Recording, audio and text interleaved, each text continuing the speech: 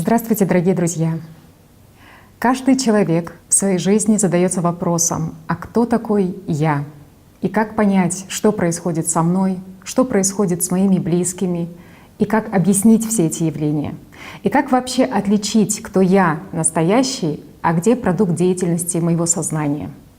Что является настоящим счастьем, а что является иллюзией счастливой жизни? По большей части современный человек осознает себя через внутренние ощущения, через различные симпатии, антипатии, желания, мысли, надежды. И он не понимает, как и почему они вообще в нем возникают. И на основании вот этого непонимания формируется, в принципе, его мировоззрение, которое определяет дальнейший смысл жизни каждого человека. И это мировоззрение, которое строится, по сути, на различных иллюзиях, на самообмане, на заблуждениях. И человек просто не видит, каким образом им управляют через его честолюбие, через его желание, через его эгоизм. Перед многими людьми, в том числе и перед пытливыми психотерапевтами и психиатрами, в разные времена стоял один и тот же вопрос: кто же все-таки такой человек с его якобы свободной волей и абсолютно непредсказуемыми для него самого поведениями и поступками? И по большей части психиатры и психотерапевты начинали свой путь в своей профессии прежде всего для того, чтобы разобраться в самих себе.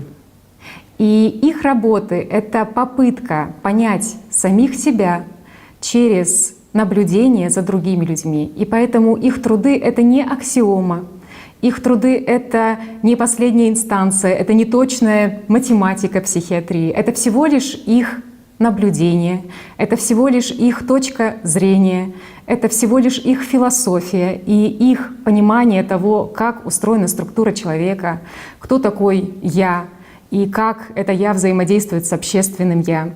И поэтому сегодня хотелось бы поговорить на тему психиатрии и психотерапии, поднять, скажем, неразрешенные вопросы в данной области науки, весьма туманной области науки, и пролить на них некоторый свет знаний.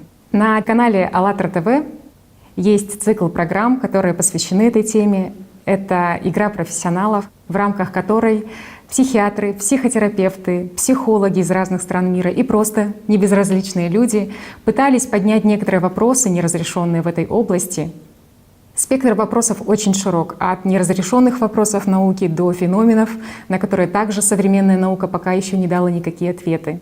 И, безусловно, было бы очень интересно разобраться в этих сложных вопросах для людей в этой области. И также было бы интересно еще узнать из первых уст о проекте «Игра профессионалов». Сегодня с нами за одним столом участники данного проекта. Это ведущий проекта Александр. Здравствуйте. Диана, спикер проекта «Игра профессионалов». Здравствуйте. Также сегодня с нами координатор проекта «Единое зерно» Анна. Здравствуйте. И уважаемый Игорь Михайлович Данилов. Здравствуйте. Ну, давайте, прежде чем мы перейдем к озвученной тобой теме, сделаем маленькое отступление для наших друзей, потому что многие наши товарищи будут чувствовать, что с нами присутствует еще один человек, но не видя его в кадре, это может вызывать у них диссонанс, будет у них простое непонимание. Жан, подойди, пожалуйста, специально для вас, по вашей просьбе.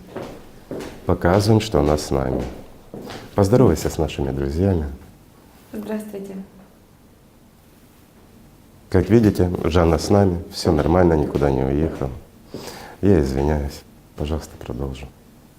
Александр, расскажите, пожалуйста, о идее создания проекта «Игра профессионалов». Как он зародился, с чем вы столкнулись и вообще удалось ли реализовать задуманное, то, что задумывалось? Проект «Игра профессионалов», он возник на самом деле как ответ на общественный запрос именно как раз вот специалистов в области психиатрии. Потому что на сегодняшний день это не является уже секретом о том, что наука, в общем-то, как отрасль цивилизации, она находится в тупике. И в этот самый тупик она сама себя загнала своими, скажем так, догмами, теми теориями, которые на сегодняшний день не могут решать элементарных вопросов, которые есть у простых людей. То есть что получается? По сути, я сейчас, да, там говорю не только о психиатрии, вот, но и о других отраслях науки. Наука, она перестала работать для людей, она перестала служить людям. То есть те люди, которые пошли в науку, они что-то создают для себя, пишут какие-то работы, выдумывают какие-то термины, но элементарно, вот, ну, опять же, да, я обычный человек, да, я не являюсь специалистом в этой области, просто у меня есть интерес, обыкновенный живой интерес, как, в общем-то, и у любого человека в обществе понять, да, понять, кто я, что вообще со мной происходит, откуда мысли берутся, и что это за базовые понятия, ну, и вот что такое саморазвитие и куда мы идем. Да? Мы, естественно, идем туда, куда нас направляет, в общем-то, общество, куда нас направляют тенденции, то есть наука. Я иду к специалисту. И переходя к специалисту, с чем мы сталкиваемся? Да? Как раз вот уже на протяжении проекта мы показываем, с чем сталкиваются обыкновенные люди.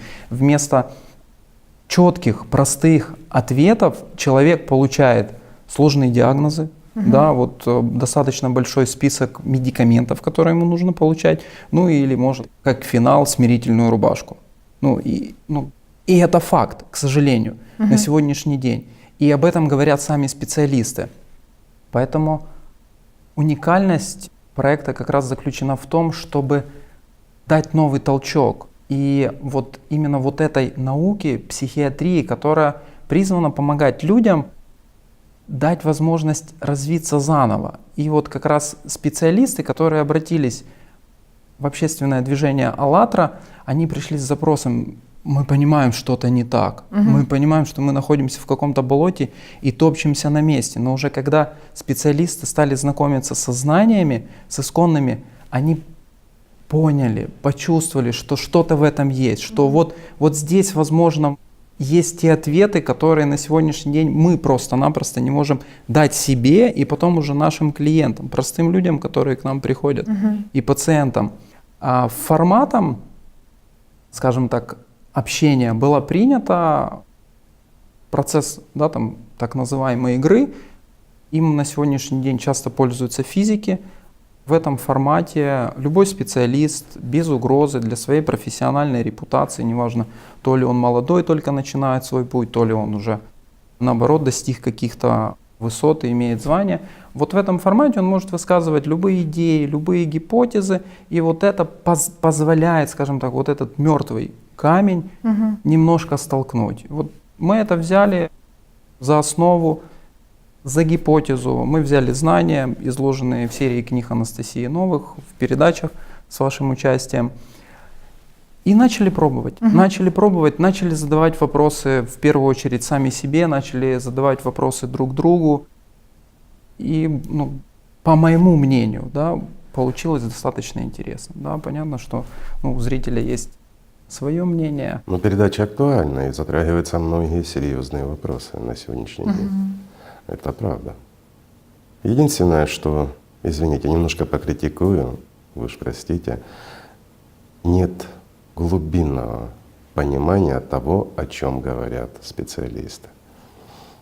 Все равно более поверхностная оценка, рассмотрение тех или иных ситуаций. Но тем не менее это уже серьезный шаг.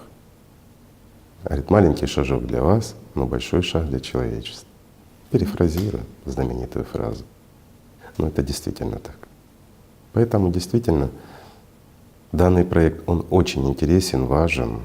И думаю, что его надо развивать. Но об этом поговорим чуть позже. Может быть, немножко в другом формате.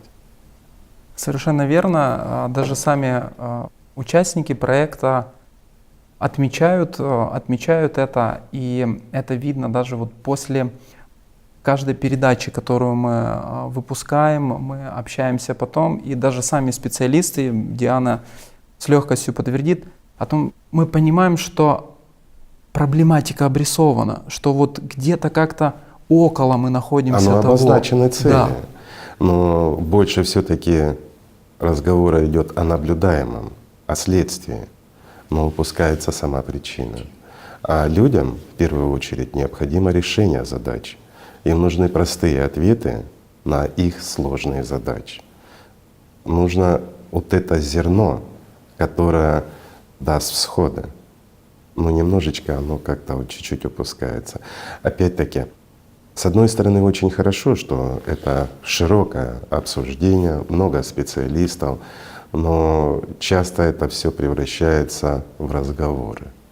И часто уходят от сути, которую бывает захватывает от специалиста. Я много наблюдал, смотрел ваши передачи. В частности, Диана, она захватывает, начинает идти, но кто-то обязательно сбивает.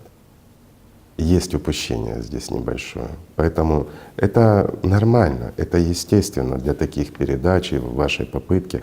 Вот сохранить в форме игры свободы мысли без угрозы для репутации, но в то же время я бы предложил немножко ее переформатировать.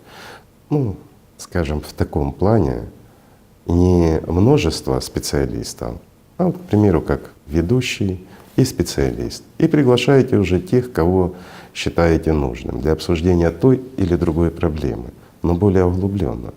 Тогда нам, пациентам, возможно, скажем так, будет легче и понятней то, о чем говорит врач. Правильно? Ну, это мой взгляд.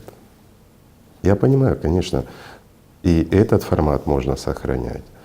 Он и нужен, потому что он позволяет многим высказаться, дискутировать на различные темы. Но мы ведь понимаем, что сколько сегодня теорий, которые созданы и разработаны на основе той же теории Фрейда, на его психоанализа. 800 или больше даже, да, уже, пожалуйста? Да, более 800. Более 800. Да, в энциклопедии психотерапевтической более 800 методов на начало 2000-х это только было. Это помимо вообще того, что есть там различные формы и индивидуальные, и семейные, это еще умножается. За это время еще столько же создано. Каждый день создаются новые методики психологии. Психиатрия чуть медленнее она развивается, потому что слишком массивная, завязана на своих проблемах. А психология, она развивается вообще сумасшедшими темпами. И вот это развитие, оно приводит к запутанности. С одной стороны, чем больше методов, казалось бы, проще можно решать поставленные задачи, но почему-то выходит наоборот. И вот как врач-психотерапевт Диана подтвердит, что пациентам от этого легче не становится, к сожалению. Нет решения простого и нет понимания сути причин. Было бы интересно даже узнать, на каком этапе вообще сейчас находится современная наука, та же и психотерапия, и та же психиатрия. Вообще, что сейчас я думаю, происходит это в можно нашей к науке? специалисту и обратиться. Диана, а что сейчас происходит в психиатрии как науке? Вот если говорить о психиатрии как науке и выделить такую основную какую-то её проблему, я сама об этом задумывалась, то первая и основная проблема — нужно признать, что вся наука психиатрии находится в кризисе. Мы просто зашли в тупик. Можно вот я есть пошучу? этот факт. Говорят, основная проблема сегодняшней психиатрии — психиатрах. Так же, как и проблема физики в физиках и все остальное. Да, просто в эту же шутку можно легко добавить. Опять же, в процессе игры мы обсуждали инструментарий, которым пользуются современные психиатры, и он, наверное, больше похож на набор какого-то шамана или колдуна, чем специалиста именно в области науки. Ну, здесь опять-таки нужно сказать, что те же шаманы и те же колдуны порой добивались даже лучших результатов, Чем сегодня специалист. Конечно. А что, разве не так? Так мы не берем еще более такие серьезные направления, как говорят, народная медицина. Правильно, это традиционная медицина, потому что она идет от традиций народов.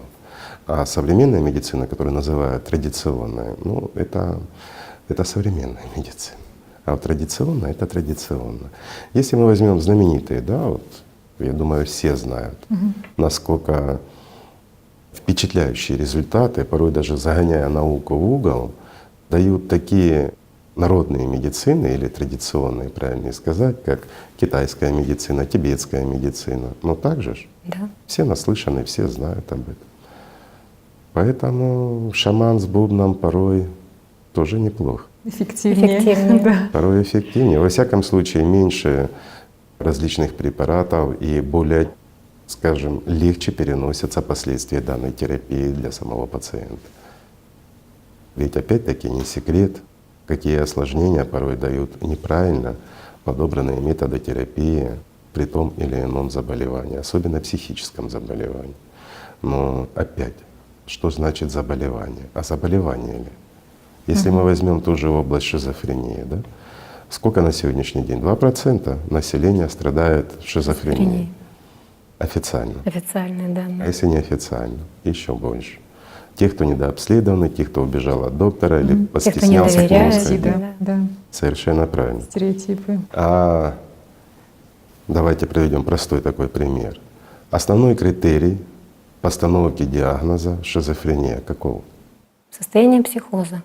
То состояние, когда больной опасен либо для окружающих, либо для собственной Для жизни. самого Есть себя. угроза. Да. Что является причиной возникновения психоза? Ну, как бы критериями, которые обозначают состояние психоза, это утрата понимания, ну, как бы ориентации в собственной личности, как принято с точки Контроля. зрения, да, контроля над своим состоянием прежде всего. Да, и больной теряет просто, ну, он становится неориентирован ни в собственной личности. Здесь очень интересные на самом деле критерии. Человек перестает быть ориентирован в подходим к собственной интересному. личности, да. Он не ориентирован в пространстве и во времени. Хорошо. Что такое собственная личность в понимании современной психиатрии?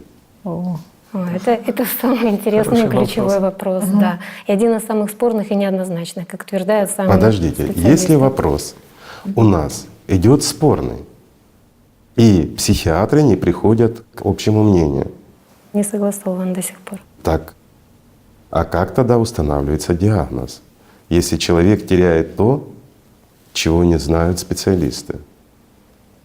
И на основании этого по сути, на основании устанавливается диагноз. по сути, по показаниям самого вот этого пациента, его близких, и устанавливается этот диагноз. Понятно, что у Причем человека психоз интерпретируется. острый, он опасен, устанавливается шизофрения. Но разве только при этом устанавливается диагноз шизофрения? Только когда он опасен и когда он неадекватно себя ведет, он не контролирует свои действия. Это основной критерий постановки, я понимаю. А сколько еще других критериев?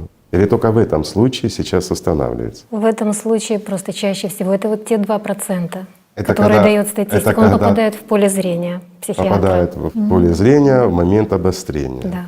А сколько мы видим неадекватного поведения даже практически нормальных людей, да? Людей, которые, ну, скажем, для нас являются, для многих являются каким-то эталоном современной жизни, люди, которые чего-то достигают, и когда мы видим их неадекватное поведение, А для этого в психиатрии введено понятие шизоидная личность. Это такой подготовительный этап, когда еще грань хорошо. неявная. Теперь простой вопрос. А кто из современных кумиров не вел себя как шизоидная личность? А если мы все практически подражаем той маске, которую мы видим? То есть тому нашему кумиру, ну, одного один кумир, а другого другой. Кому-то нравится Джеки Чан, извините, кому-то нравятся певцы, кому-то бывшие президенты или настоящие. Ну, каждый подражает своему кумиру, правильно? Но у всех у них бывают проявления того, что достойно диагноза, так же? Но если мы сопоставляем себя с ними и стремимся быть на них похожими, значит, у нас где-то это тоже заложено. Ну так же ж? Да. И даже более того, Мы основоположники расширяем просто круг патологически больных. Даже если обратиться к истокам психиатрии, к ее основоположникам, то можно сказать, что вся психиатрия сегодня создана и написана, вот фундамент ее заложен наркоманами и шизофрениками. Ну вот если честно. Ну это так и есть. Да. Ну тот же Фрейд, Юнг, Юнг. Кандинский. Да, абсолютно Ну, правильно. но это основоположники, это те корифеи, на которых до сих пор опирается вся наука. Да, и ну, считают их. Опять-таки, вот затронули Юнга, затронули Фрейда, а мало кто знает, на чем базировалась их философия. Потому что их теории, кроме как философия в области психиатрии, не назовешь. Но это Да. действительно так. К примеру, у того же Юнга она базировалась конкретно на философии. Он разносторонняя личность была, случайно вот, попавшая от безысходности, так как он не смог стать извините, археологом, египтологом, он стал психиатром. Но очень сильно увлекался опять-таки философией восточной направленности, изучением Египта, древних ритуалов и тому подобное. И что мы видим? Теория Юнга, да, которая начала развиваться, доминировать тоже как определенное направление. А если мы возьмем, к примеру, того же Фрейда. Фрейд, он очень далек был от философии, но он больше обращался к практике. Вот мало кто знает. Его, скажем, психоанализ, да, на чем он построен? Вот, Ну, что в основе легло? достижением его считается, что он ввел вот эту вот троичную структуру, да, обозначил Да, сознание, сознание, да, промежуточное сознание да, и бессознательное. да, эго, суперэгоид, да, сознательное, бессознательное. Он открыл эту область, Совершенно правильно. описал ее. Ну, это всего лишь слова. Он описал вот эти взаимодействия. Это как базис, фундамент Да. его психоанализа. А в чем суть? Суть в его методе психоанализа. Так же? Метод который он свободных ввел. ассоциаций. Конечно. А вот как у специалиста спрошу, с откуда он это взял? Ничего это не напоминает? Ну, если говорить о Фрейде, вообще трудно понять, из какой практики он это взял. Понятно. Нет, не трудно. На самом деле не трудно. Что? Были такие последователи Иисуса Христа, называли их еще первыми христианами, более чистые, которые пытались сохранить знания, которые он передал более-менее в чистоте. Это так называемые катары. Да. У них было такое понятие, как катарсис. Вот видите, как легко, да? Вот чуть-чуть намекнул. А Фрейд очень детально это все изучал. Но естественно, он же ж не мог это назвать и показать так, как оно есть. Он вел свое понимание, он, пытаясь разобраться в самом себе же, в своих проблемах, он ввел вот это сознание, промежуточное, бессознательное, то, о чем люди говорят, как они раскрываются и почему им становится после этого легче. На что он обратил внимание изначально в самом катарсисе? На то, что людям действительно становилось легче. Но убрав основу катарсиса, весь его смысл, он сохранил лишь технику. Форму. Абсолютно. Всего лишь пустая форма. Потом. Это все равно, что форма здания без внутреннего наполнения. Скажем так, вот есть здание, в котором мы сейчас снимаем. Если мы выйдем на улицу, то здание это оно бессмысленно при всей своей форме, если в нем не будет нас. Но разве не так? Тоже сделал и Фрейд. Поэтому живое он просто втоптал, оставив мертвое, надуманное. Поэтому и метод у него такой, который влечет за собой довольно серьезные последствия. О каких последствиях, я думаю, вы как специалист прекрасно знаете, что к чему приводили, и да, к сожалению, и приводят его методы и все остальное. Особенно мне нравится трактовка, что нам несут наши сны, да? Его попытка разобраться в этом, опять склонность к магии, Магия. та же наркомания и все остальное. Удовлетворение своей значимости, к которому как же? стремился всю жизнь. Эгоизм, гордыня, эгоизм. Ну и его проблемы. А его проблемы опять-таки на каком моменте застряли? Это вторичный всплеск, проблема Фрейда. А какая проблема была у Юнга, о которой он любил рассказывать и описывал как просветление некое, как свобода в 11 Общение с лет? духами. Опять-таки та же проблема, что и у Фрейда. Всплеск и страх смерти. Что одного, что у другого. Но это же сильнейшие инструменты, которыми манипулирует наше сознание или система через наше сознание в целом. Если мы подходим вот к классике Каллатри, в ее понимании это всё. Ну разве не так? Так в теорию Фрейда это и заложено. Но, знаете, наиболее цинично, можно сказать, и откровенно система как бы проговорила свои инструменты манипуляции Совершенно над человеком через Фрейда. Абсолютно. У всех остальных, И в да. действительности очень интересно читать его работы для изучения, как происходят подмены. И вот теперь, если мы берем различные учения, которые были привнесены в этот мир, учения Иисуса Христа, то есть его откровения Мухаммеда, пророка, ну и других, Будды, ну да, кого бы мы ни взяли, мы видим, как все искажается по тому же самому принципу. Все очень просто. человеческий фактор, его желание. А на самом деле все очень просто. Также и во многих заболеваниях, скажем, те, которые мы описываем по-разному, рассказываем много. Ведь, давайте проще скажем, болезни были всегда. Человечество существует давно. И даже те неразрешенные на сегодняшний день проблемы когда-то кем-то были решены. Разве не так? Разве может истина исчезнуть? Нет, не может. Поэтому что-то где-то и есть. Ну, и методы есть интересные. Они существовали, существуют и будут существовать даже после того, когда и нас не будет.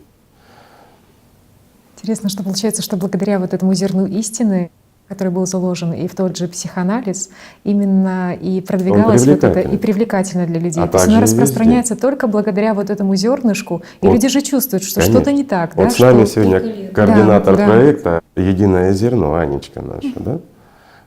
И она знает, как никто, как люди стремятся к одному и тому же во всем мире.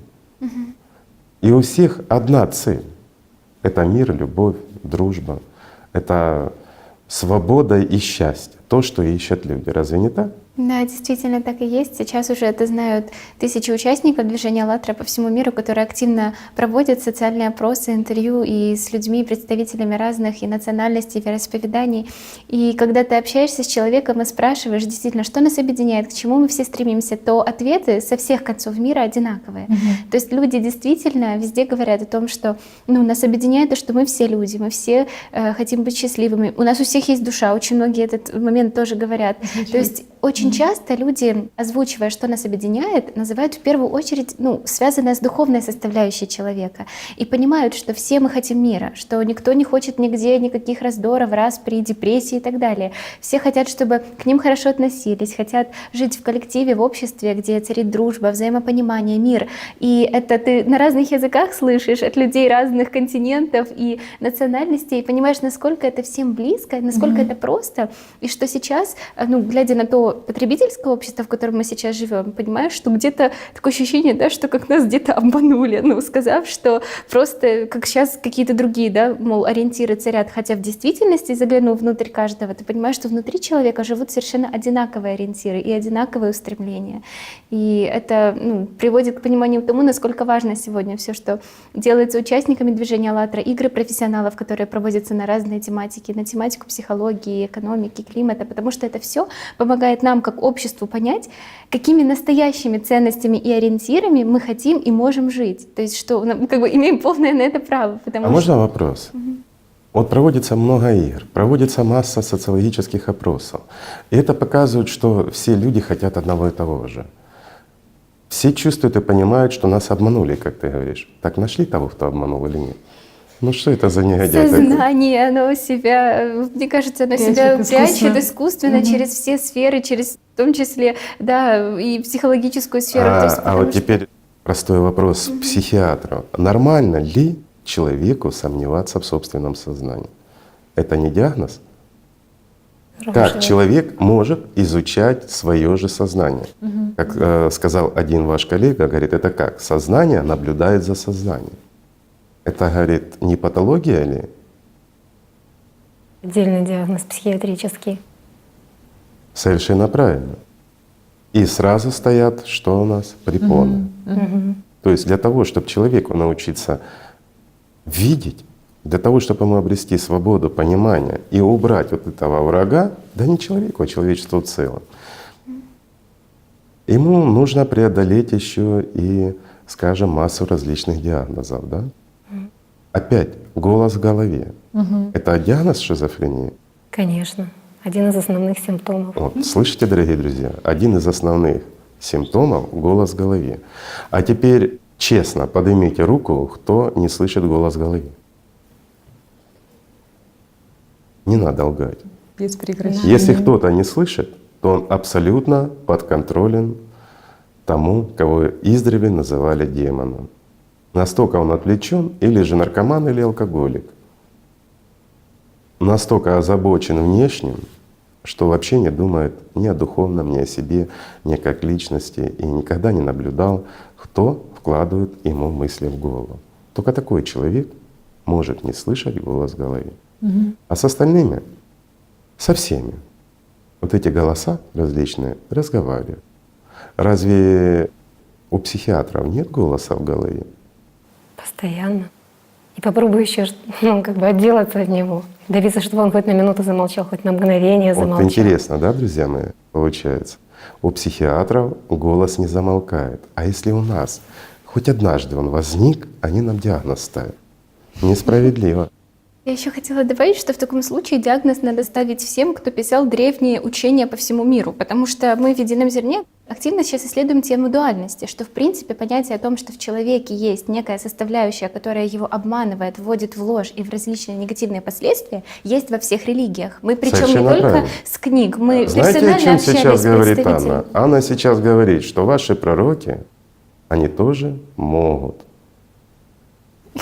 быть подвергнуты установке диагноза. Да? Я так аккуратно, извините, я об этом не говорил, нет. Просто о голосе в Это голове, о демонах, это же современные везде каноны есть. установки диагноза, Современные науки, да. современные науки, да, вот они загоняют наших с вами пророков под свой диагноз. Удивительно вообще читать такие труды, где пишут, что же все-таки разрушает наше самосознание. И как раз пишут про то, что А у что человека такое возникает... самосознание? Вот разрушает наше самосознание. Что такое самосознание? Обратимся опять к специалисту. Как Извините, Юнг. Диан, мы немножко, Хотим разобраться. вы как спикер и долго работаете с Александром, вы, я думаю, уже привыкли к таким вопросам. Да, хороший этот вопрос, что такое самосознание. Самое интересное, что специалисты не могут на него ответить. Что такое самосознание? Хорошо. Специалисты не могут ответить, что такое самосознание. Так что мы тогда разрушаем? Ну, тогда действительно удивительно, как опорными понятиями в психиатрии становятся понятия, определения которых никто не может дать. Причем, что эти понятия опорные, переносящиеся на практику, то есть на деятельность. Да? То есть практическая деятельность опирается на то, чему нельзя дать определение, получается, так? Понятия, на которые наука опирается, да, сознательное, бессознательное, они постоянно этими мы все пользуемся этими терминами, спросить никто толком не ответит, что это такое. А можно еще вопрос? Как специалисту, вы знаете, где находится сознание? Вот как специалист, то, о чем говорит современная наука. Если как специалист с точки зрения науки, нет. С точки Я это зрения знаю. науки. Нет, с точки зрения науки Последние утверждения говорят, что наше сознание, так как изучили уже работу Карипа, Нейрофизиологи говорят, что там нет ничего тела не нашли, человека. там нет Да. и быть не может нашего сознания в работе нейронов. Это очень простая вещь. Это что, где взаимодействие аксонов может быть? Или где сознание прячется? Нашли. В стволе мозга. Оно, оказывается, у нас очень мало места занимает, наше сознание. Оно дискретно, оно выхватывает по чуть-чуть. Опять-таки, почему? Оно оттуда, со ствола мозга, оно пускает команды, и по всем нейрончикам. И со всех нейрончиков информация скатывается туда.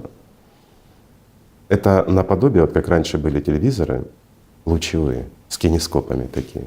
И вот стояла трубка излучателя. Вот в этой трубке основная плата, это как вот в нашем стволе мозга.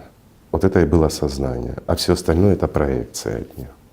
Вот это вот утверждение некоторых специалистов, еще одна из теорий. Но опять-таки, а что такое вот эти древние структуры мозга, о которых они говорят? Да, понятно, там формируются центры, которые отвечают за работу вегетативной системы. Без них ни сердечко биться не будет, ни, извините, легкие дышать не будут. Да? Понятно, что вегетативные состояния, когда у людей наступают, сознания нет, а тело живет. За это отвечают как раз древние структуры. Из-за чего? Чтобы мозги не мешали. Мозги часто им и мешают, опять-таки. И мы сталкиваемся с чем? Извините, с вегетативными кризами, мы сталкиваемся с различными неврозами, фобиями и всем остальным, которые влияют на что? Через продолговатый мозг. На реакции организма включаются химические реакции, у человека возникают выбросы адреналина, паники и все остальное. Ну разве не так? Так. Вот для этого и нужна эта древняя структура головного мозга. Но то, что нашли там сознание, это вообще специалисты, конечно. Кстати, очень интересная информация, потому что полное название проекта «Игра профессионалов. Что такое сознание?».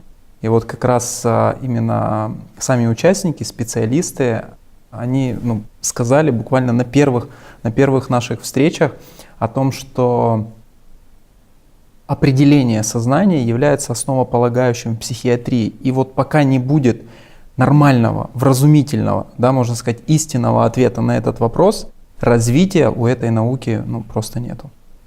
Но ответ есть. Нет. А что называют сознанием? Ой, там на самом деле приводили Одно из форм определение, «я». да, определение. Одно вот из форм «я». Сколько «я» на сегодняшний день регистрирует То, психиатрия? что заменило сегодня в науке понятие личности, истинное понятие личности. А опять-таки личность.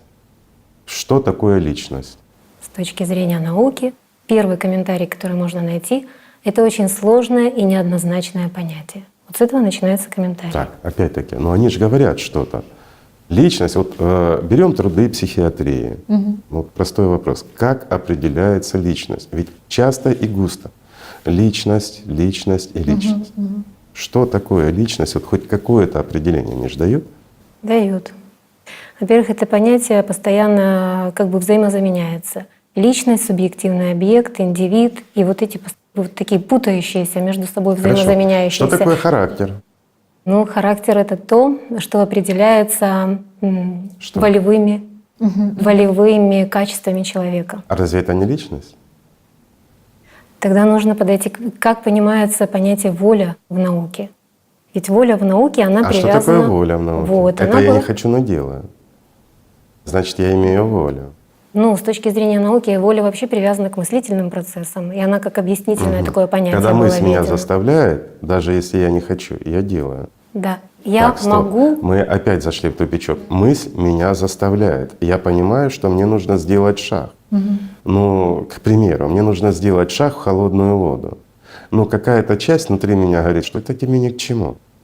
И вот это вот есть проявление воли, когда я все-таки делаю этот шаг, потому что на меня кто-то смотрит. Да? Я принимаю Это и есть решение. воля. Я принимаю решение, да. А я это кто? Я — это тот, я — это мои мысли, А получается. хорошо, а кто тот, кто не хочет? Кто из них личность? И вот тут тупик. И вот тут тупик. Это простой Потому что вопрос. да. И что такое характеристика человека или характер человека? Вот я ответил сразу. Характеристика человека — это характер человека. Это что? Это описание его маски, которую он носит. Разве не так? А кто из людей не носит маски? Простой вопрос. Есть ли хоть один человек на Земле, простой, обыденный? Я не беру тех, кто там в духовных каких-то, еще в чем-то. А вот просто мы обыкновенные люди, граждане. И вот хоть один из нас, тот, кто носит одну маску. У меня, извините, дома чихуашка, так у нее самой там штук 5 я насчитал масок. У чихуа, а у людей подавно больше. Почему? Давайте посмотрим. Простой пример. Многие как вот. Ребят, очень просто. Как вы себя ведете со своими родителями? Как вы ведете себя со своими коллегами? Если у вас есть руководство, как вы ведете себя с ними и как вы ведете со своими подчиненными? Как вы ведете с теми, с кем флиртуете, и со своими, извините, вторыми половинками? Сколько масок? Так где правда? уже насчитали. Вот это характеристика маска. Как мы можем дать характеристику человека, который всегда, везде он одинаковый? Нету таких людей, которые всегда и везде одинаковы. Вот он крутой и грубый, допускает, скажем так, проявление своего характера там, где это позволительно. Но там, где это не позволительно, он совершенно другой. Почему, если это твой характер? Простой вопрос. Да? Большое заблуждение, что характер не меняется за всю жизнь, как люди часто апеллируют. Вот эти Характера не Да. существует. Характер человека маски. это его маска, которую он создал. Это тот образ, которым он хочет себя видеть. И он его пытается проявлять. Но ситуация его заставляет быть тем или другим человеком. И вот когда описывают человека, вот у него такой характер и тому подобное, это все опять-таки описание его масок, которые легко человек может сменить, исходя из той или иной ситуации. Разве не так? Для того, чтобы подстроиться под нее и управлять. Совершенно Иллюзия, правильно. иллюзия управления. Иллюзии. Власти над ситуацией, над Совершенно другими людьми. правильно. Приспособление, удобство. Да. Все просто. Так что мы дорылись со специалистами к тому, что у нас Характер изменчив. Личность непонятно что. А сколько у нас «я», пока что наш спикер нам не ответил. Сколько психиатрия предусматривает у человека наличие «я»? 3 основных по 3 Фрейду. основных. Ребята, у вас 3 основных «я». Это психиатрия утверждает. И дальше мы ставим диагнозы на основании раздвоения личности. Подождите, как это раздвоение личности? Это одно «я» ушло, Когда- осталось 2? Это у нас раздвоение, да? Это потому что нет 3-го, не с кем посидеть на 3, осталось 2, значит диагноз. А когда 3 — это нормально. Или как? Да, так весело психиатрия. В действительности я прекрасно понимаю сейчас и состояние Дианы, потому что я задаю глупые вопросы. Вот те, кто нас будут смотреть, психиатры, они: вот я бы ответила ему, я бы так сказал, я бы так сказал. Ребят, очень легко сидеть с той стороны и выдумывать ответы. Гораздо интереснее здесь. Вот предлагаю вам сделать такую передачу, когда вдвоем, вот Александр, вот как на моем месте, он и задает вопросы, так вот в таком стиле разбираться, пока сам не поймешь. Вот тогда будет интересно, тогда будет понятно и другим, правильно? Потому что вот игра шла, а ответы ты сам не получишь. А если не получил ты, как же ж мы получим, зрители ваши, правильно? Но на самом деле это очень хорошие вопросы, те, которые вы сейчас Они задаете. Они очень правильные. точные, да. Они заставляют нас, как Увидеть, докторов, извините, я тоже что имею на самом отношение к деле. медицине, поэтому я ни в коем случае не пытаюсь загнать в угол Диану, ни в коем случае. У меня это не получится. Она все-таки психиатр, а я нет, слава тебе, Господи. Но как человек, имеющий к медицине, я прекрасно понимаю все и понимаю все проблемы современной медицины, в том числе и психиатрии, и любой другой нашей отрасли, как ни крути, это так. Но искать ответы нам все-таки надо в свободной форме. Многие ведь боятся из-за чего? Если я скажу слово не так, значит меня посчитают не специалистом, я утрачу свой авторитет, как ко мне будут относиться. Ребят, если бы вот мы были посвободнее, как Анна говорила, люди стремятся к свободе, к любви, дружбе и тому подобное. Вот будь мы такими, какими мы хотим в действительности, мы бы давно задавали эти вопросы. Открыто и честно. Тогда приходилось бы искать ответы. Ну разве не так? И если человек занят поиском ответа, он его обязательно найдет. Все ж просто. Вот сколько понимания вам пришло за период игры профессионалов? Очень много. Для вашей практики это полезно? Это, вы знаете, я бы даже назвала игру профессионалов. Это такой обучающий проект. И прежде всего для самих участников. Обязательно. Вот в первую очередь. Обязательно. Вот на мой взгляд, чем он ценен, очень ценен, вот самим действием. Это уже было действие. И возможностью заговорить о том, о чем не говорят открыто. Потому что нельзя говорить. Было. Не принято. Не принято. Не принято. Если ты говоришь, значит, как же ж ты можешь сомневаться, если ты специалист? Да, как же ты тогда работаешь? Как же ты тогда работаешь? И помогаешь ли ты? М. И очень важным моментом вот было, знаете, донести, что на сегодняшний день есть гипотеза, реальная работающая гипотеза. Обязательно, Это очень конечно. важный был момент. И если говорить о том, что какие понимания пришли, и вот где такой тупик получился в этой игре профессионала, вот по моим собственным ощущениям. Понимаете, вот можно, вот сейчас мы говорим об информации. Какая информация есть в науке? Нет понимания, потому что нет понимания. И вот в игре профессионалов очень важно было начать именно с темы, что такое сознание. Потому что пока не поймешь и не начнешь от этого ключевое. отделяться, да, какую личность, где искать? Если мы убеждены, нас убедили, мы с этим согласились, что сознание — это и есть я, мои мысли — это и есть я. О чем мы дальше можем говорить? Ни о чем. И мы заходим таким образом в тупик Да. полный. Да, Если наша мысль — это я, значит все остальное просто уходит. Да. Как можно лечить то, чего мы не знаем, и можно опять-таки искать то, чего мы не ведаем? В буквальном смысле слова. Можно ли найти то, не зная что? И еще искать его там, как в сказке, не знаю где, да? И вот как интересно, наука привязывает вот даже через понятие воли, создает иллюзию, что мы управляем своими мыслительными процессами. А вот простой пример.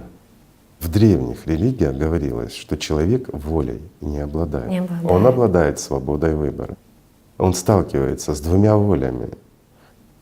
Пассивная воля — это идущая от мира духовного. Почему пассивная? Потому что она ничего не навязывает. Она есть. И человек внутренне, вот на уровне личности, но сейчас мы говорим более понятием аллатра, да, чем понятием психотерапии или психиатрии в целом. На уровне личности человек чувствует, как нужно правильно поступить в том или ином случае. И есть воля активная, которая идет от того, кого в древних религиях и по сей день называют дьяволом. Или же вот система, ну как бы там ни было, по-разному называют. Но всемирный разум не имеет значения. Единое информационное поле. Кому как приятнее слышать, чтобы не раздражать его демонов внутри него. И вот эта воля исходящая, она очень активно и навязывается. И она заставляет человека делать глупости. Она хорошо аргументирует, показывает перспективу будущего, мечты, которые заставляют верить и убеждают, что они могут реализоваться. Но как факт, эти мечты не реализовываются после того, как человек, совершая глупость, понимает, что он сделал не то, он навредил себе. Ну пусть он заработал какую-то копейку. Сознанием рассказывает, что ты возвысился над остальными, ты украл у бедных. Но они же для того и бедные, чтобы ты был выше. Ну и всякие такие глупости. Много об этом можно говорить. Но по факту сознание всегда манипулирует. Не обязательно украл, не обязательно возвысился. Просто плохо подумал о товарище. Банально, простое. Если он тебе товарищ, зачем ты о нем плохо думаешь? Если у тебя есть какой-то к нему вопрос или какая-то претензия, подойди спроси, ведь он твой товарищ. А если ты не подходишь и не спрашиваешь, тогда не называй его товарищем. Разве не так? Товарищ — это друг. Друг — это тот, с кем ты должен быть открыт. Так же, как во времена катар. Ведь что практиковалось? Не только, ну, скажем, занятия, когда у них проходил катарсис, когда они собирались, но и повседневный катарсис шел. То есть мысль негативная, которая заходила и пыталась прижиться в человеке, человек ее не держал. Он подходил к тому, против которого возникала эта мысль, и говорил: мне приходит мысль от демона. Он так и говорил: от демона. Ведь у меня к тебе претензий нет, а оно навязывается. Почему? И в большинстве случаев такие же мысли возникали и у другого, к кому он приходил. Потому что, как правило, посылается команда в оба конца. Для того, чтобы делить, ссорить людей и творить тот мир, который есть сейчас. И поэтому, как вот Анечка говорила, в проекте «Единое зерно» все люди по всему миру хотят одного и того же, но продолжают существовать так же, как продолжают существовать. Мы все разделены, мы воюем, мы друг друга обманываем, мы лжем друг другу, мы завидуем. Разве не так?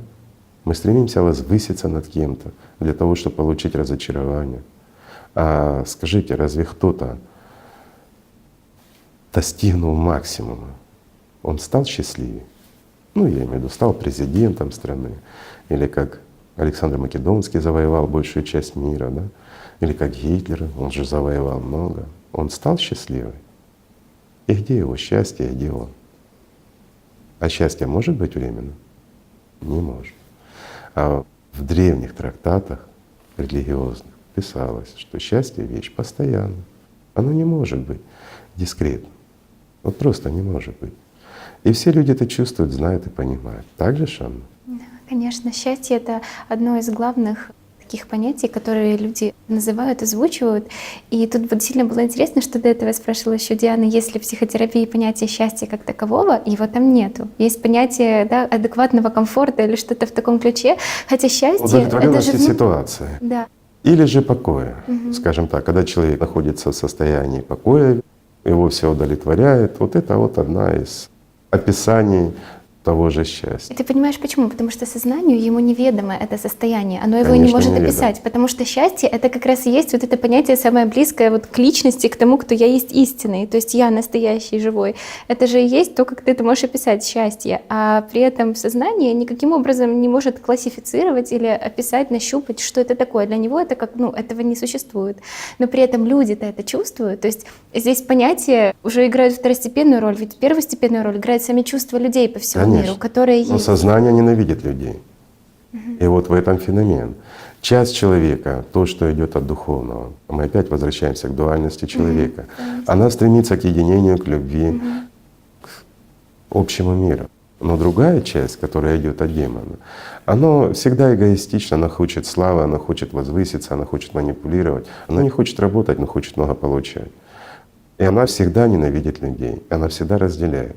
Скажите, вот у всех есть у нас, да, любимые или близкие, или уважаемые, скажем, люди. А разве ваше сознание не хулило на них? Простой вопрос. Ну а как? Как мы можем на человека, которого мы, ну, называем, что мы его любим, который нам близок или дорог? И тут же у нас возникает масса негативных мыслей по отношению к нему. Ну это правильно? Скажем так, это справедливо?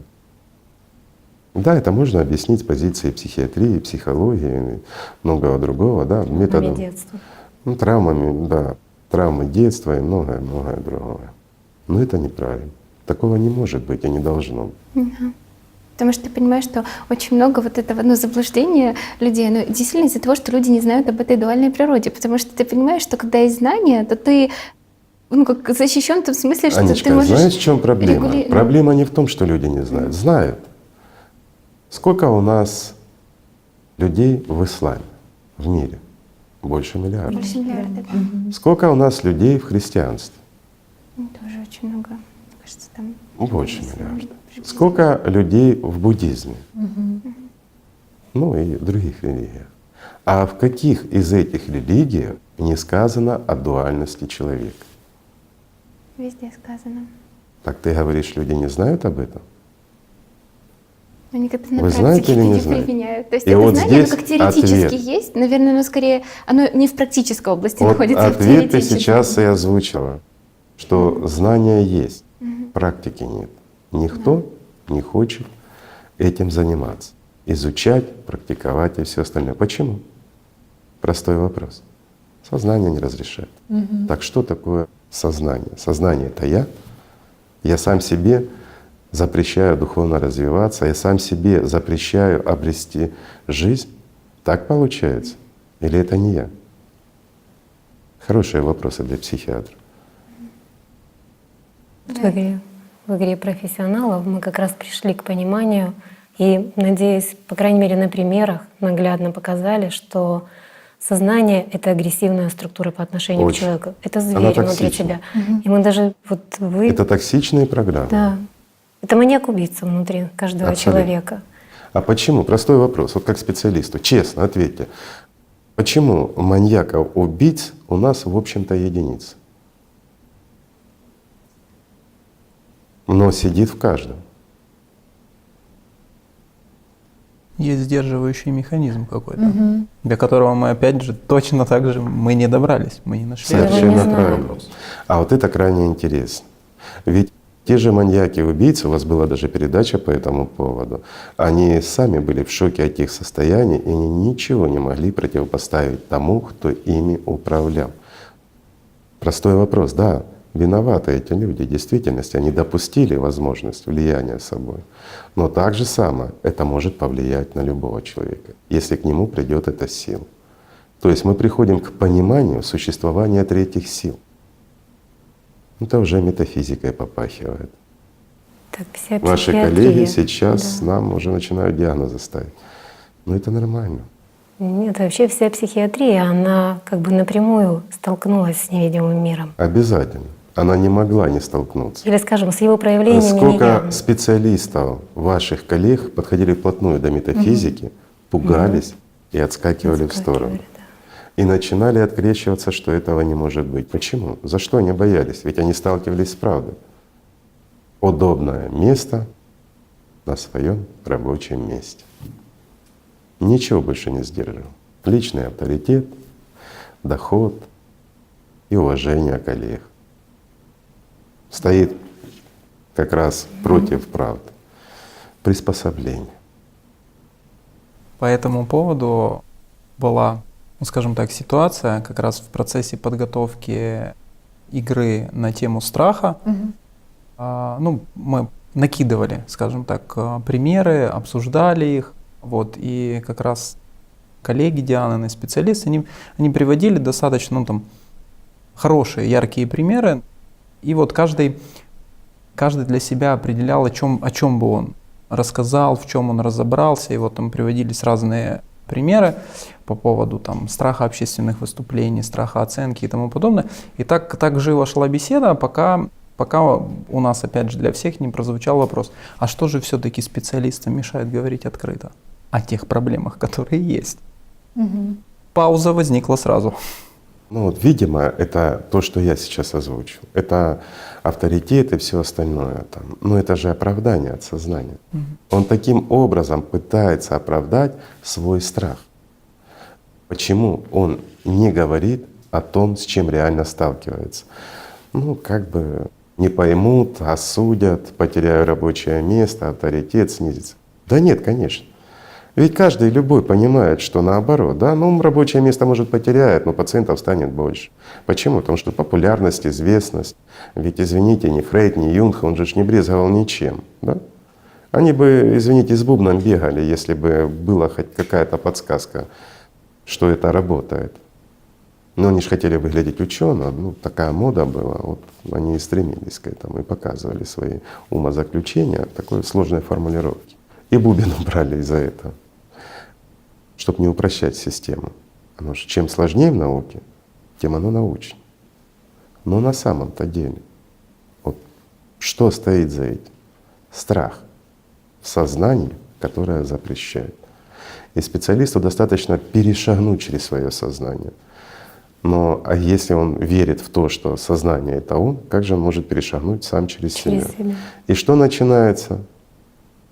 Обострение шизофрении самого специалиста. Он пугается, ставит себе диагноз и начинает отталкиваться как можно подальше, потому что он действительно слышит не просто мысли, как голоса, а реальные голоса, так же, вот как мы вербально слышим, внутри себя с четкими приказами. Ведь система начинает диктовать и так свою волю, когда человек реально не просто вот слышит голоса, да, шепоты там и всякое болтание, а реальный голос, вот громко. Она же и так заявляет. И вот когда человек сталкивается с этим, и он понимает, шизофрения. И обратно. Конечно. То есть рычаги манипуляции и управления специалистами очень широки у самой системы. Но беда в чем? Беда в том, что не рассматривается человек как в той же психиатрии, как структура, да? То есть где есть душа, есть личность, есть сознание, есть тело. Опять-таки помимо тела есть энергетическая конструкция. Почему? В древности всегда об этом говорили. Все практики на этом строились. Вот мы сегодня упоминали, скажем, древнекитайскую медицину, древнетибетскую медицину, которая до сегодняшнего дня существует и порой излечивает те заболевания, которые, извините, мы, современные медики, не можем вылечить. Почему? Простой вопрос. Потому что не подходят целостно к человеку и рассматривают. Хотя, опять-таки, а что такое та же китайская, тибетская медицина? Ведь это ж, скажем так, это всего лишь отголосок, это тень от того искусства, вот как последние 1000 лет его называют искусство Диммак, да? Но почему-то считается, что это искусство направлено на то, чтобы отымать чью-то жизнь. Нет, друзья, это искусство направлено изначально было. И даже в своем переделанном таком, в лайт-версии, такой очень легкой, как Диммак, то, что осталось на сегодня, это искусство обретения жизни и сохранения ее. Ведь там все построено для того, чтобы человек обрел жизнь в самом этом искусстве. И воздействия, которые они изучают, их гораздо больше на то, чтобы реанимировать, спасти жизнь человека, восстановить его баланс, энергетический баланс, психологический баланс, чтобы он жил нормально и существовал. И совсем немного на то, чтобы противостоять в случае необходимости, скажем, тому, кто агрессивно ведет себя против человека данного. К примеру, много легенд, конечно, ходит за это искусство, но многое из них оправдано. Будем говорить проще. Да, есть и сохранилось такое понятие, как дистанционное воздействие, когда человек и не знает, но происходит воздействие. Давайте разберем просто. А разве мы в повседневной жизни не сталкиваемся с этим дистанционным воздействием? Честно. Приходит мысль о человеке, которого ты 10 лет не вспоминал. Через 5 минут он тебе звонит. Ты что, предугадал его звонок? Или есть какая-то телепатическая связь? Это случайность. А у кого в жизни не было это? И сколько раз такое? Мы вспоминаем человека, давным-давно о нем не вспоминали и не видели. И тут же мы там через день, 2, неделю мы с ним встречаемся. Это что, проскания, предвидение? Как это назвать? Простой вопрос. А с учетом того, что это часто происходит, подобные явления изучали такие мэтры той же нейрофизиологии, да, или биологии, такие как Павлов, и Бехтерев, и другие, да. Ведь тогда, я понимаю, тогда они основывались на таком понятии, как эфир. И они четко все доказывали, ставили опыты, и эти опыты работали. И сколько работ было в то время, которые показывали реальное существование той же телепатии, той же проскании, того же телекинеза. А потом вдруг раз оно и исчезло вместе с эфиром. Мы не будем вдаваться, что такое эфир, куда оно делось. Просто эфир, он очень легко объяснял все эти проявления, как они работают. Когда убрали эфир, не с чем было связывать, все остановилось, развитие. И эта наука стала. Потом это объявили все лженаукой, метафизики не существует. Так проще. А почему оно тогда работает у вас, друзья мои, если оно не существует? Хороший вопрос, да? И вот мы оттолкнулись от элементарного. Но, кстати, эфир, он объяснял то, что сейчас крайне тяжело объясняется с позиции физики. Приведу простой пример. Для того, чтобы было понимание, что проблема у нас не только в области психиатрии, скажем, проблема у нас есть и в физике. Берем простое взаимоотношение планетарное. Земля, Луна и Солнце. Гравитационное взаимодействие этих 3 тел. И почему Луна до сих пор находится на своем месте? Разве это не нарушает законы физики? Простой вопрос.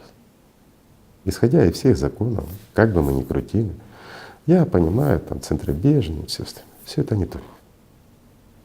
Если непредвзято смотреть, то Солнце должно было давным-давно отнять у нас Луну. Но Луна на своем месте. А эфир это легко объяснял. Само понятие эфира. Его нет, нечем руководствоваться, не на чем, скажем так, объяснять. Художник, если мы у него заберем краски и заберем холст, кто он? Простой вопрос. Фантазер, мечтатель. Так практики, которые совершенно недавно ставили доказательные эксперименты и показывали практически то, что мы сейчас называем несуществующим фактом. Так же? Так вот, на этих несуществующих фактах и строились древние знания, как помочь человеку, в том числе и искусство Диммак, и дистанционное воздействие, и точечное воздействие, и многое другое. Но опять-таки, если взять, давайте возьмем самое простое, что на сегодняшний день, скажем, из вашей специальности больше всего достает людей. Пугает, делает жизнь невыносимой. Оно, казалось бы, и простым, и сложным одновременно. К примеру, те же вегетативные кризы, мы сегодня упоминали о них, да? Да. Панические состояния, Панические состояния. атаки ведь.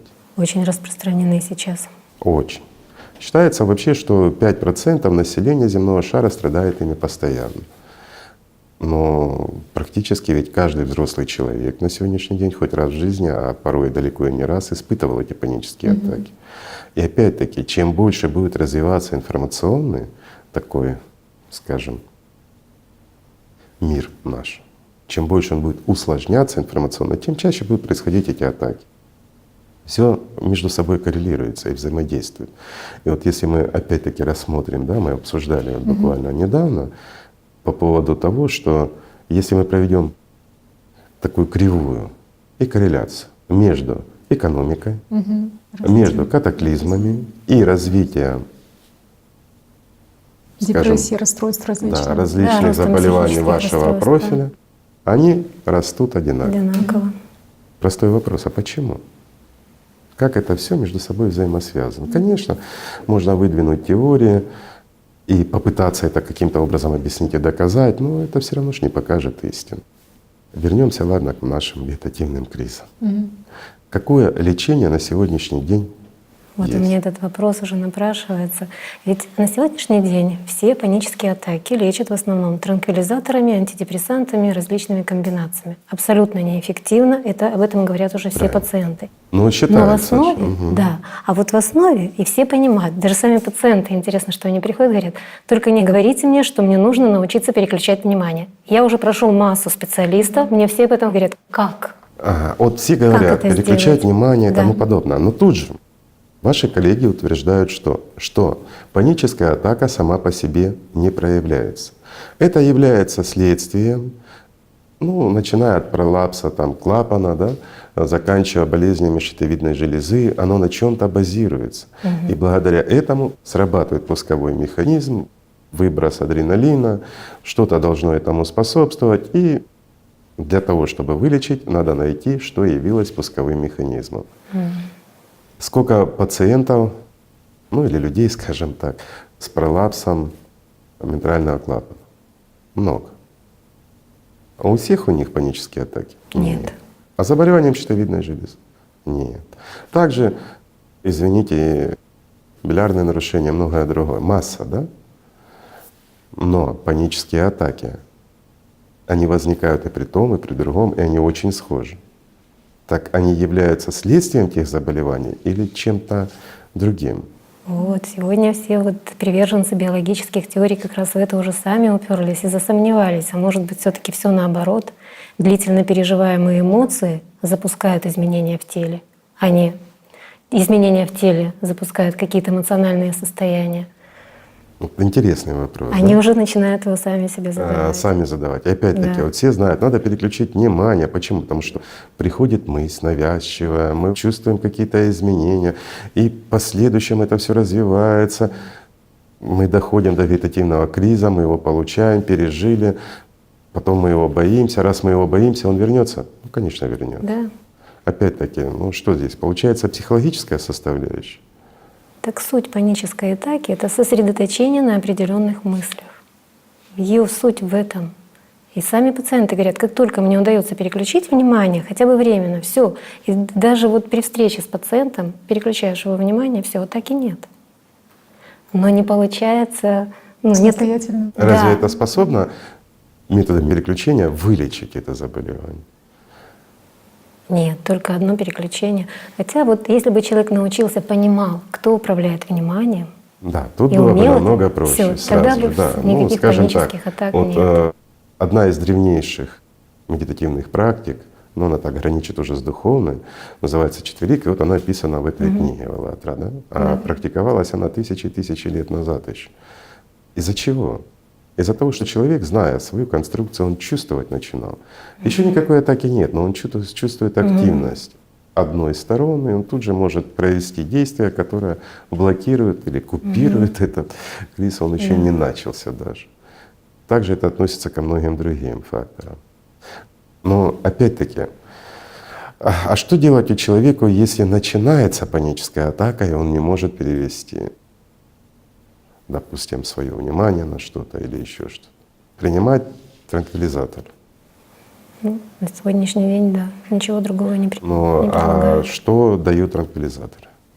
Ничего, обездвиживание на какое-то время, ну, как снятие этой тревоги, уменьшение ее на время, на время. Ну, А как- механизм действия разве не схож по вредности для человека, как алкоголь и наркотики? Да.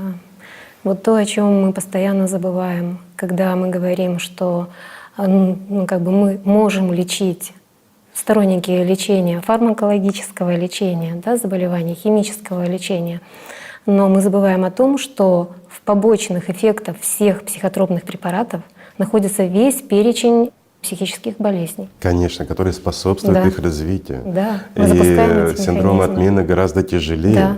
чем то, от чего они Вызывает лечили. сильнейшее обострение. Конечно. А вот берем обратно вот самые простые: депрессия, там, ну или опять-таки вегетативные кризы, эти панические атаки, вот как мы говорим, да, возникают. Человек принимает от них препараты, ему стоит отменить. Все сразу Количество суицидов каково? идет. Да, увеличивается сразу. Простой вопрос. Это мы берем самое тяжелое. Так они в разы увеличиваются. Не столько убивают панические атаки, сколько отмена препаратов в Да. последующем. И это все знают. А это почему происходит? Потому что человек получает безысходность. И пытаясь вырваться, он делает то, что хочет его сознание. Ведь это сознание его заставляет совершить суицид. Опять-таки в то время, когда он не хочет. А когда он не хочет, вот тот, кто не хочет, это и есть личность. Вот видите, как легко найти. Ну, найти легко, тяжело жить этим. Так вот, возвращаясь опять-таки к более древним методам, тот же метод Димак, да, или искусство Димак. Ведь там есть базовые практические приемы, которые позволяют легко купировать эти состояния. Ну и, скажем так, не только панические атаки, но и различные навязчивые состояния, из которых очень легко выйти благодаря элементарным приемам.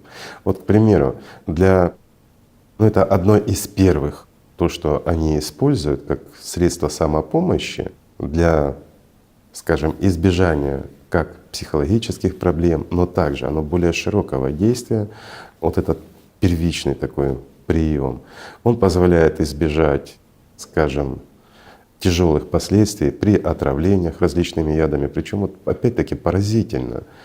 Я сейчас расскажу этот метод, я думаю, он будет интересен и вам, ну и нашим друзьям, товарищам. Поразительно в том, я просто забегаю наперед, что он, да, воздействие на точки, да, там правильное дыхание, сосредоточение внимания, ну как бы оно так вот все легко объясняется с позиции психиатрии. Человек отвлек внимание, сделал себе больно, его попустило, плюс задержка дыхания, опять-таки обогащение углекислотой, сосудики расширились, ну и как бы кризик прошел. Тогда простой вопрос. Ведь эта простая базовая практика, но она даже не столько самопомощи, самореанимация, я бы сказал, она помогает, скажем, при отравлениях различными ядами и укусах различных там змей, скорпионы и все остальное. Причем порой оно полностью заменяет все действия. То есть человека кусает змея, человек выполняет практику, если ничего под рукой нет, или как вспомогательную ее. Ну, понятно, что нужно выдавить яд, там, провести профилактику, снизить ее концентрацию токсического вещества в организме. Но тем не менее, проводя эту практику, люди выживают. Парадокс. Как может обычное давление на точки, ну, скажем, нервные узлы, задержка дыхания и концентрация внимания привести к тому, что исчезает токсичность яда? Ну, как бы тяжело об этом сказать. Так самое интересное, что, это опять забегая наперед, расскажу, что мы в свое время еще давненько, было интересно просто, каковы результаты дают эти практики. Мы смотрели на энцефалографах, даже на МРТ тяжеловато нам, мы не увидели никаких таких вот явных изменений. А вот наблюдая за головным мозгом, за работой головного мозга, за его амплитудной частотой, изменения колоссальные. Вызвать каким-то другим способом или аналогичным, слегка изменив технику, не получается. Опять-таки, вернемся, извините, зафилософствовался, просто интересно поговорить с коллегой. В этих искусствах, в том же искусстве Димак и более древнем, Очень важно — это правильное соблюдение всего до мелочей. Малейшее отклонение — и результата не будет. К примеру, все знают точку Хэгу, да? Все знают Вайгуань, Нэйгуань. Вот это 3 основные точки, которые задействуются. Но 3 ли или 2? И вот здесь мы опять-таки входим в спор с современными методами. Точка Вайгуань. Воздействие на нее сверху, ну, может быть иголкой, с давлением, акупрессура или как бы там ни было, прижигание. Ну, может быть, да, здесь оно и работает больше как рефлексотерапия, отвлечение или еще что-то. Также и Нэйгуань, также и Хэгу точка. С какой стороны бы мы не доверили. Оно не дает того эффекта, который дает правильный подход и выполнение. Почему? Потому что, давайте поясню. В современном понимании, да, есть меридианы, есть каналы и тому подобное. Оно еще издревле понималось. Есть верхняя сторона, наружная сторона, есть внутренняя сторона и есть срединная сторона. То есть меридианы, находящиеся снаружи, изнутри и посередине. Вот эти 3 точки, которые я назвал, на самом деле 2. И воздействие на них идет как раз с давлением с 2 сторон. Еще в чем разница? Воздействие всегда идет правой рукой на левую сторону. Это если человек пытается лечить. У нас же как идет современная иглотерапия, там, или акупрессура, или еще что-то. Давим чем попало, куда попало. А вот разница огромна. К примеру, для того, чтобы работала точка Хэгу, если мы давим вот так, вот показываю, то есть первый палец находится снизу, второй палец находится сверху. Найти ее, кстати, очень легко. Вот так ложим между первым и вторым пальцем. То, что находится у вас под подушечкой, это оказывается с 2 сторон давим, и там больненько. Вот эта вот болезненность, это и есть как раз эта точечка. Оно запускается только таким вот способом. Другим способом, как бы мы ни воздействовали, мы можем раздражать нервные рецепторы, будет идти возбуждение нейрончиков головного мозга, будут происходить всплески различные, но феноменальной работы не будет. То есть и, скажем так, обезвредить действие яда никак не получится.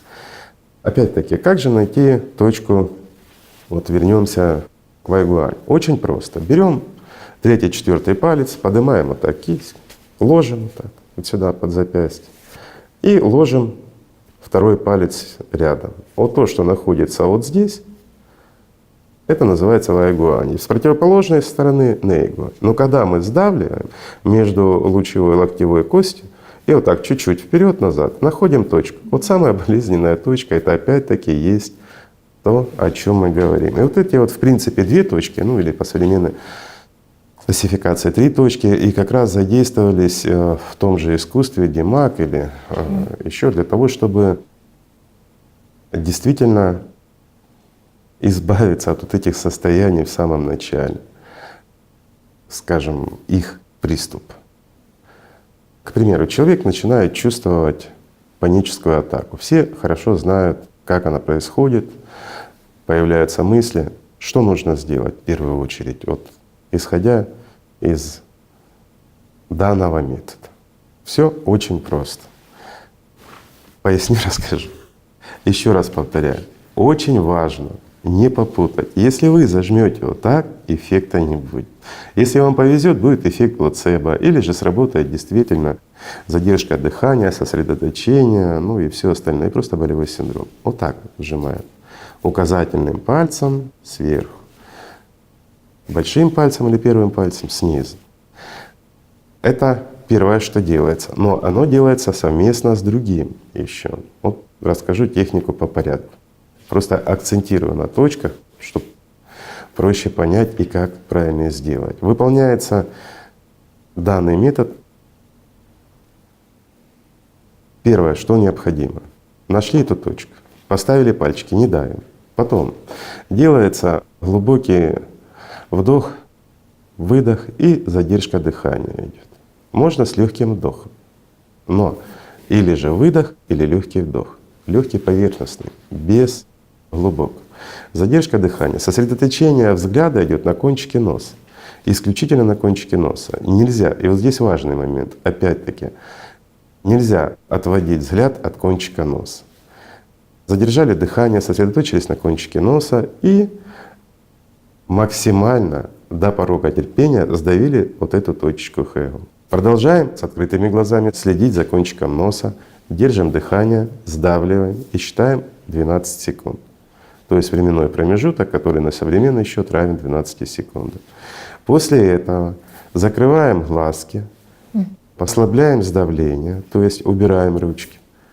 Делаем выдох, если у вас была задержка дыхания, или же вдох, если вы перед этим выдохнули. Неважно. Делаем 2 коротких вдоха, но сосредоточение, вот глазки закрыли, но мы продолжаем сосредотачиваться опять на кончике носа. Как бы с закрытыми глазами продолжаем его видеть. После этого находим точку Вай-Гуань, Нэй-Гуань. То есть, еще раз говорю, вот так поставили кисть, положили 3-й, 4-й палец, положили 2-й палец и первым снизу. Вот так нельзя, не будет работать. Вот так будет работать. После этого, того, как вы нашли эту точку, сделали в то время, взгляд продолжает закрытыми глазами быть сосредоточен на кончике носа. Делаем 2 коротких легких вдоха и выдоха без задержки, то есть опять-таки без задействия низа живота, легкий грудной. Задержали дыхание и начинаем опять-таки воздействие, сдавление до порога терпимости на вот эту точечку, на нашем, скажем, предплечье. Продолжается воздействие это тоже приблизительно 12 секунд. Ну, от 11 до 12. 12 — это проще. После этого делаем просто-напросто выдох, открываем глазки, перестаем сдавливать. И после этого можно дышать свободно. Правильное выполнение данной техники очень легко, скажем, ощущается, правильно человек сделал или нет. Это разлив жара между лопатками, который переходит с жаром на грудь, на затылок и тому подобное. Я понимаю, коллеги наши могут это легко объяснить. Первое — это сдавление, боль. Второе — сосредоточение. Мы перевели все мысли, мы уже ни о чем не думаем, мы держим взгляд, потому что, не дай Бог, ты его уберешь. Задержка дыхания, ну, как мы уже говорили об этом, это насыщение углекислотой. Конечно, любая паническая атака уйдет. Ну, это ж понятно. Извините, а как же ж прединфарктные состояния, которые легко купируются этим, убираются? Те же яды, те же… Человек, когда находится в крайних стадиях, а это техника самореанимации, которая позволяет ему выжить. А как же ж нанесение ран ядовитым оружием, которое в древности было, и, извините, заживало, то есть получается, токсические вещества переставали действовать. То, что яды переставали действовать, это факт, это испытано. Но не советую баловаться и играться. Еще. Сразу хочу сказать по этой технике, нельзя ее делать более 2 раз к ряду, как бы тяжело ни было человеку, в каком бы состоянии. И ранее, вернее, чем через 12 часов не следует ее повторять, и злоупотреблять ей не надо. Все есть лекарства, все есть яд, таковыми их делает доза. И еще, не надо экспериментировать, воздействовать левой рукой на правой, будет обратный эффект.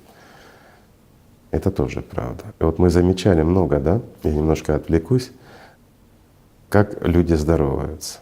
И вот для понимания, вот это пальцы поверхностного воздействия. То есть мы можем этими пальцами воздействовать на поверхностную часть. На внутреннюю часть мы не можем. Первый палец, он у нас идет по меридианам, он идет от внутренней части. И вот им мы можем воздействовать на внутреннюю сторону. Касательно это ноги, живота, спины не имеет значения. Тогда оно работает.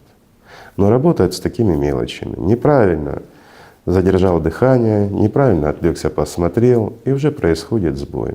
И техника не работает. Правильно? Все работает.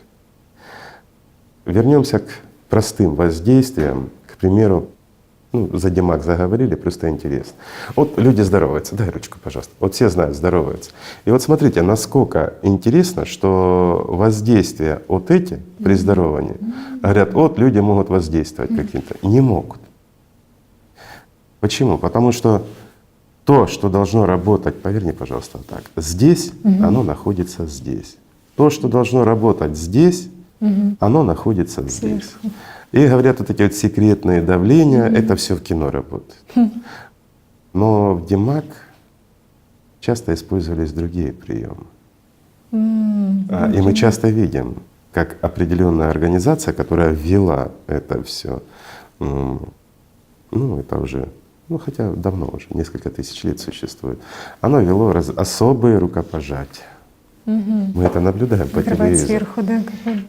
И вот без смеха простые, вот как сейчас показал метод, простые воздействия способны влиять на здоровье людей, и через время это сказывается. Простой пример для тех, кто в теме.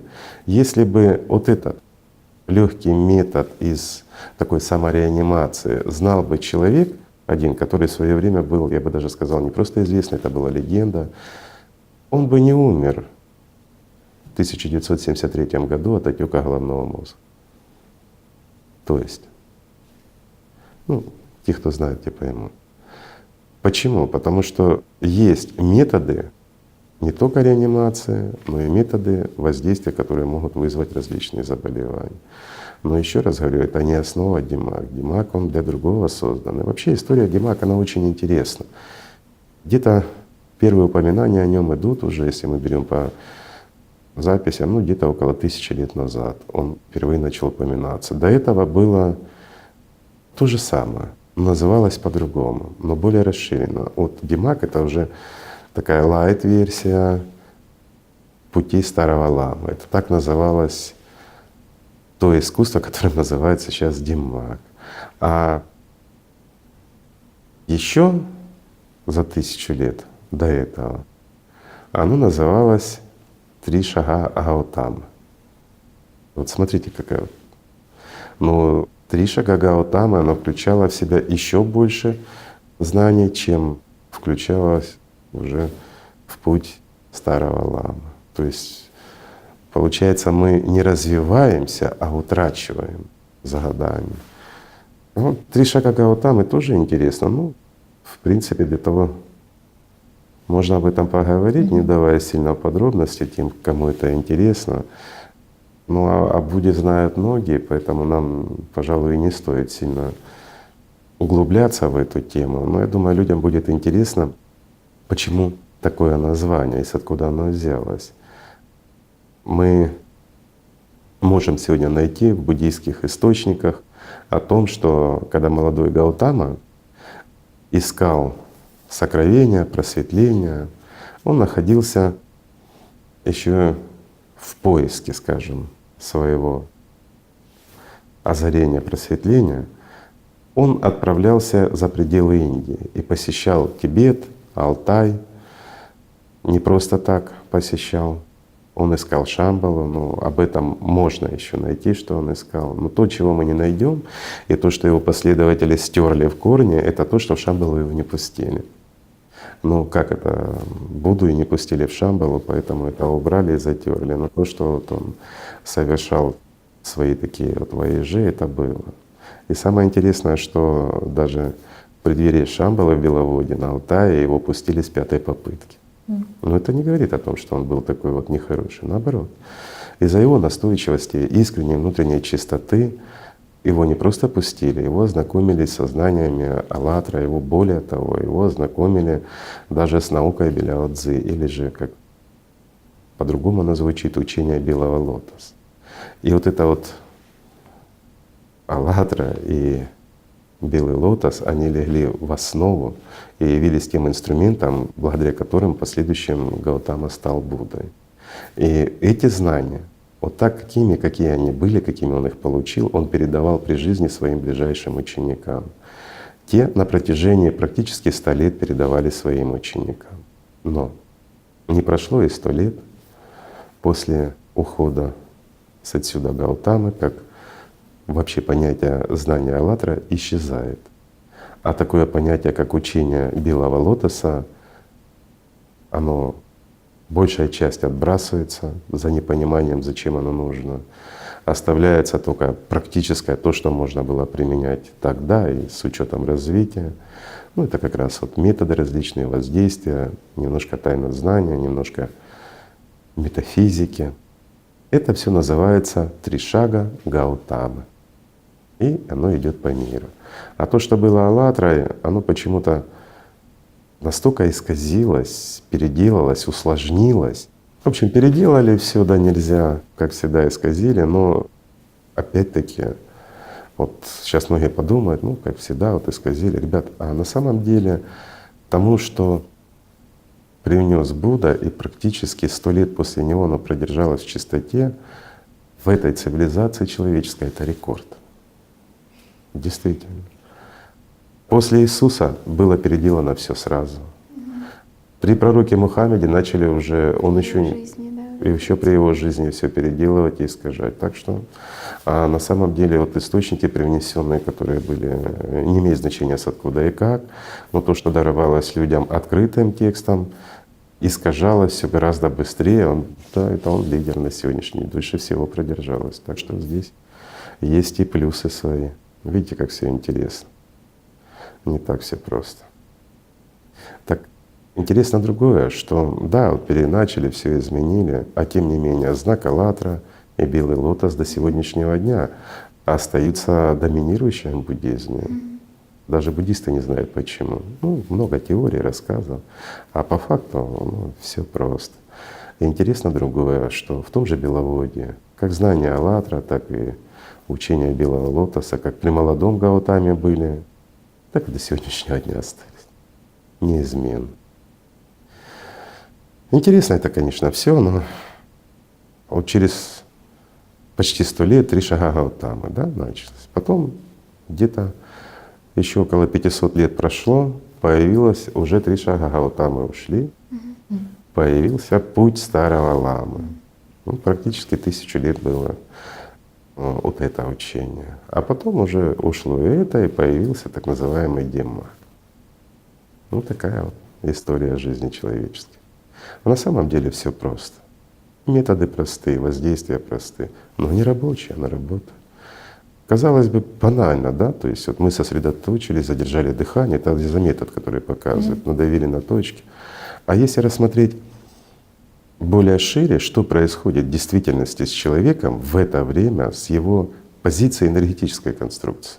Ведь мы воздействуем на энергетические точки, а не просто на болевые рецепторы. Хотя, вот еще раз скажу, что мы наблюдали за изменениями и амплитуд, и частот в работе головного мозга при вот этом воздействии и после. Они разительные, это интересно. Кто захочет, тот повторит, это и есть что посмотреть. Но самое главное, что человек начинает чувствовать при правильном выполнении. И чувствует он даже на физическом уровне. Эта активация идет именно его энергетических возможностей. И вот они нейтрализуют действие ядов, они дают вспышку такой силы, что человек, который 100% должен был умереть, а он оживает. Ну и естественно и купирует то, с чего мы начали, вегетативные кризисы. Он их не вылечит. Но это метод купирования надолго. Понятно, что причина этого криза как раз находится совершенно в другой плоскости. И методы воздействия на конструкцию, ну это все равно как методы воздействия, допустим, на тот же телевизор. Не нравится программа, переключил, но вот он позволяет переключить программу, на которой рассказывает о здоровье. Но программа-то осталась. Пока человек не научится работать сам, со своими мыслями, пока он не научится их контролировать, то все равно не будет время от времени его доставать и, как говорится, принуждать совершать ошибки. Правильно? Игорь Михайлович, тоже вы сказали про 3 шага Гаутамы и упомянули про знание АЛЛАТРА. В АЛЛАТРе тоже есть вот эти 3 шага или? Нет, подождите. Давайте разберемся попросту. Знание АЛЛАТРА, оно очень широко. Оно включает в себя все. И оно включает в себя науку Беляо Цзы, или то, что называется учение белого лотоса. А вот это учение, оно больше, скажем, такое практическое учение. А АЛЛАТРА, оно все-таки духовное. Вот, смысл самой АЛЛАТРА — АЛЛАТРА — это любовь Божья. И цель самой АЛЛАТРы — это как раз тот путь, как человеку из покорного сатане стать ангелом. В этом смысл АЛЛАТРы. Да, если брать целиком, знание АЛЛАТРы, оно включает в себя и науку Беляо Цзы. Практики. Ну, конечно, это практически там много чего, не только как куда давить. Ну, хотя это полезно. Вот буквально сейчас мы обсудим. Спасибо большое, Игорь Михайлович, потому что на самом деле, ну, на сегодняшний день это самый, наверное, такой ценный подарок тоже для людей, которые находятся в этих состояниях, потому что в наше время, наверное, в состояниях депрессии, панических атак находится практически все человечество в такое Ну, время. депрессия — это немножко другое. Здесь депрессия мы уже обсуждали, и вы обсуждали на своих играх. Прекрасно понимаем, что это такое. Это не панические атаки, это эгоизм. Запредельный. Мгм. И вот интересно, что, ну, оно может быть неправильно будет сказано, но, скажем так, в крайне тяжелых условиях жизни у людей не бывает депрессии. Я так культурно выражусь. И примеров тому исторических очень много. Так что Интересно, что родственники самих пациентов, они когда приходят, ну и понятно, стараются пообщаться с врачом, и говорят: доктор, вы извините, конечно, мы понимаем, у нее диагноз, и это очень тяжело, и ей надо помогать. Но вот как мы понимаем, то это эгоизм чистой воды. ну, это То есть так и сами есть. люди, они прекрасно Ну, все понимают понимают, суть. все знают. Да. А зато тот, кто находится в депрессивном состоянии, он реально считает себя больным, и вот его никто не понимает, его никто не любит, вот ему себя жалко и тому подобное. Ну, все ж просто. Здесь уже, извините, опять-таки манипуляция сознанием над человеком. Человек попадает в крайне неудобное для себя такое положение, из которого ему тяжело выйти. Ну, опять-таки, почему тяжело? Потому что не хочется. Ну, разве тяжело нам встать и выйти вон в дверь? Да нет, не тяжело. Но для этого нужно что сделать? Встать и пойти. А сознание не разрешает. А еще вот интересно было спросить, что до этого мы также общались, что каково определение вот здорового человека? Потому что все говорится о том, что лечат, вылечивать. А какая картинка как бы того, точнее не картинка, какое понимание того, какой он вот духовно здоровый и по-настоящему здоровый человек? По-настоящему здоровый человек, я скажу так, с ангелом в груди. Не просто отдельно личность, отдельно душа, отдельно сознание, а ангел в теле. Вот это по-настоящему здоровый человек. И глубоко наплевать, больное тело или нет, он уже здоровый, потому что он не умрет. Он обрел жизнь. И он действительно живет полностью в любви и в счастье. По-моему, это самое лучшее, что может быть. Правильно? Так что, дорогие друзья, спасибо большое, что вы были с нами. Давайте просто любить друг друга и стремиться к тому, чтобы мы были здоровы. Все. Спасибо.